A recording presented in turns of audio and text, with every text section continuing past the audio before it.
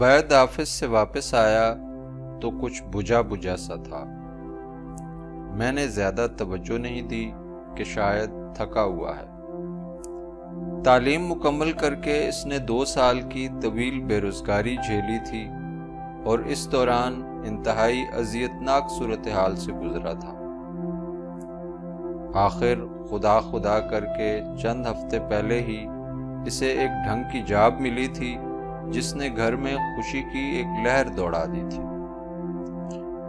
وہ عموماً آفس سے آنے کے بعد کھانا کھاتا، میرے ساتھ بیٹھتا اور روز پیش آنے والے نت نئے تجربات شیئر کرتا تھا۔ آج جب اس نے کھانا بھی نہیں کھایا اور جا کر لیٹ گیا تو مجھے تشویش ہوئی۔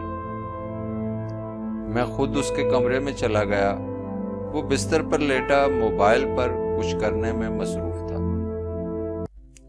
کیوں بیٹا، خیریت تو ہے؟ تم کچھ پریشان لگ رہے ہو۔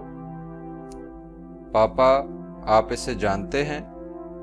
اس نے جواب دینے کے بجائے سوال کرتے ہوئے موبائل میرے سامنے کر دیا۔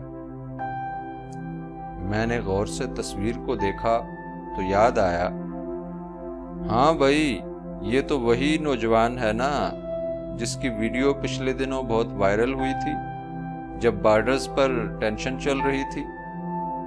کیا جوش اور غم و غصہ بھرا ہوا تھا اس کے اندر۔ ہم دشمن کو تہس نہس کر دیں گے، ہم دشمن کو ناکوں چنے چبوا دیں گے، ہم ان کی اینٹ سے اینٹ بجا دیں گے، ہم دشمن کو چھٹی کا دودھ یاد دلا دیں گے۔ کیا دبنگ لہجہ تھا اس کا، اور پھر اس کی خوبصورتی کی وجہ سے بھی ویڈیو بہت چلی تھی۔ لیکن تم کیوں پوچھ رہے ہو؟ پاپا، یہ کالج میں ہمارے ساتھ پڑھتا تھا، میرا دوست تھا یہ۔ اچھا، میرے لہجے میں مزید جاننے کا اشتیاق پیدا ہوا۔ پاپا، اس نے آج بے روزگاری سے تنگ آ کر خودکشی کر لی ہے۔ عبید یہ کہہ کر مجھ سے لپٹ گیا اور پھوٹ پھوٹ کر